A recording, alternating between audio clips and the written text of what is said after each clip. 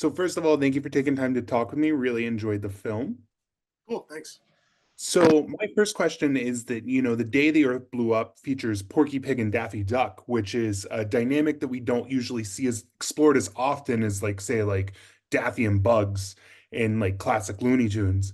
What made you interested in exploring these two characters together that we don't see together as often? Um, the reason I wanted to do Porky and Daffy was because they were early on in the Looney Tunes 30s, the black and white 30s cartoons, even some of the color 40s stuff. They were buddy comedy, and they were not trying to kill each other. Most of the time, Looney Tunes, the ones you brought up with Daffy and Bugs, the Jones ones later, they are trying to. I guess they're trying to kill each other, Bugs and Daffy, but sometimes, or get somebody else to kill them. But the reason is that they're not adversarial. So like Bugs and Elmer or Hunter, Predator Prey, Sylvester and Tweety. So these guys, you could like go, okay, well, you don't have to tell a story where they're going to try to kill each other. You could just go, they can go on a journey together. They can be your sort of your protagonist to tell the story through. So that was important. And they also have played a lot of parts together in genre cartoons, like Duck Dodgers, but Rocket Squad, Robin Hood, Daffy, stuff like that. So they could play many roles. I knew I wanted to do a genre film, and I knew I wanted to do sci-fi pretty early on because I'm a huge sci-fi fan. I love the 50s sci-fi, 60s sci-fi. And I that was the sandbox I wanted to sort of play in with telling the story and writing the film. So, but yeah, and it probably wasn't the studio's first choice as far as, you think Looney Tunes, you can like, well, why isn't Bugs Bunny in it? But I think there is a movie to be made with Bugs Bunny, and it shouldn't be Bugs Bunny and Foghorn Leghorn and Sylvester. I don't think they should all be living together. I think that's the tend is to get them all in. They'll put all of them in together, and I don't know if that's the best way that these characters work as entities separately really well. I think there are ways to get them to co-mingle, but yeah, that it was the idea that I thought I could tell an emotional story too, because they're a friendship story, and I knew the movie to sustain an audience for 90 minutes, it had to have that emotional core to it. It couldn't just be crazy jokes for 90 minutes. You're going to get bored of that. But yeah, that's sort of why we picked those two. Yeah, absolutely. You mentioned the genre influences in the film. There's a lot of, like you said, classic sci-fi. There's also some horror influences in here. Do you want to talk about some of that aspect of things? Yeah, Invasion of the Body Snatchers was a big one. I mean, that's Yeah. sort of high-end horror. Walking. I mean, there's a little bit of not Walking Dead. The other one, Shaun of the Dead, was kind of a thing. This is a buddy, relationship comedy that's set in a genre of zombie movie genre, which is a fantastic film. One of my favorite films. Yeah, there's some noir. One of the other interviews today mentioned that felt like it had a noir influence, and I was like, it does. I love old noir films. I love Coen Brothers films, which are very influenced by noir films a lot of times.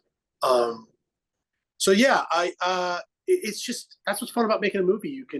There's this whole history of sort of ways to tell stories, and Looney Tunes is this perfect avenue to sort of lampoon it all and put it all together in a pot, and try to find its own tone and its own look and its own thing. But we were never beholden to one thing. We wanted to sort of also, I don't know if you know, in the film we sort of jump around in style too. We have like a sequence that's done in more of a graphic Art Deco style. We have the opening sequence of Farmer Jim is inspired by the great American painter Thomas Hart Benton. So yeah, that I think the genre, it lends itself to genre, the cartoons and animation. So Yeah, and actually that was my next question, was with like the different art styles. You do a great job of blending like the classic Looney Tunes style with all these different art styles.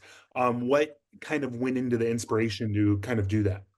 well, if you think about the classic Looney Tunes shorts, there was a huge span of them. There's over a Right. thousand from the 20s or the 30s all the way to the 60s, right? There's never like a house style.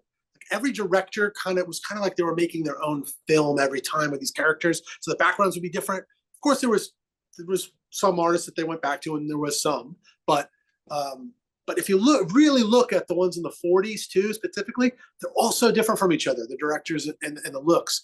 And I knew I wanted to interject that into the film. And also the art director, Nick Cross, brought that up too when we were making it, Aaron Spurgeon, the production designer. And thankfully, I had incredible artists that could pull it off. We couldn't go back in time and get them to repaint, Thomas Hart Benton to paint things, but we had artists that could take that with look at their art and put it through their filter and make it into something. But yeah, I just think that's part of the Looney Tunes brand is great art, great design, and style. So I wanted that to be in the film. And also it gives you kind of tent poles. Like I knew early on, one of my first ideas was to put a short inside the film, because of Roger Rabbit, but also just because I thought it would be a cool idea. And I love Roger Rabbit. Big thing in my development as a filmmaker and an animation lover, animation artist. So yeah, I just it goes, okay, we know we're doing that part, and then Alex Kerwan, the supervising producer, came up with this idea to do that Busby Berkeley kind of Art Deco look, and I go, well, we know we got that part, and so it gives you these little tent poles to start structuring your film and telling your story. So, and it's nice because it also keeps the audience engaged, and it's an experience. It's an immersive experience. You don't know what's going to happen next. Yeah, absolutely. And I mean, obviously, I kind of got to address the elephant in the room. The Day the Earth Blew Up could be considered lucky in that it's getting released, which is not something that's happening with all Looney Tunes content right now. Why do you think that Looney Tunes is like a franchise and a property that still connects with audiences today? I think they're timeless. I think the characters are timeless. The relatability to the characters and the situations that you can write with these characters and tell stories you can tell with these characters, and humor you can tell with these characters, speaks to all ages, cultures around the world, and doesn't matter who you are. I think you can enjoy them. You rarely find somebody that goes, "Boy, I hate Looney Tunes." Like, it's not something you hear. It's just like and I don't know if I want to be around somebody that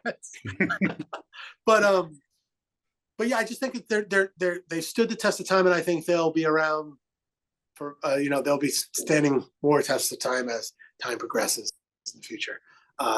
They're just so damn entertaining, and they're just so damn timeless. It's just sort of a magic in a bottle, and it's daunting to have to go and sort of have this responsibility. But I just go, well, this is going to be ours, and I didn't feel like I mentioned before that we kind of have a little bit of an origin story of Porky and Daffy in there, but I was like, oh, geez, I got to tell the story of these guys. Then I go, well, every short they were doing something different. They would be babies in one, or they'd be this and that. It's like it resets every time. It resets for these things. So I didn't feel like I was messing up canon or something with Looney Tunes. I feel like this is our movie, and this is that's it. It's like it is what it is, and somebody else can make a different Looney Tunes movie. They'll be totally different. Yeah, absolutely. And I think what for you is the biggest difference. You talked about how like telling a story in a feature form like this versus like telling a short like in Looney Tunes cartoons. What's that biggest difference for you in terms of like keeping the audience engaged? It's an emotional story, emotional core to the characters, a character journey. I didn't want to change the characters. I wanted them to be like, I'm the new Daffy Duck, and I like this, and I'm the new Porky Pig. And I wanted them to have an experience and learn something about each other and themselves, but still be the core of the same character. But yeah, I think to be able to engage an audience, it has to have an emotional or a arc or journey to the film, even if the characters don't change. Like even Dumb and Dumber, they learn. I don't know if they learned something, but they had experiences that affected them and affected their relationship, and you got to see how they feel about it. I just think you have to have that to keep an audience. You can keep an audience with jokes for about 20 minutes, and then after that, it's you got to have something more. So. Yeah, absolutely. Well, thank you so much again for your time. Really enjoyed the film, and I can't wait to see what you do next. Awesome. Thank you. Nice to be with you. Thank you. Have a great day. You too.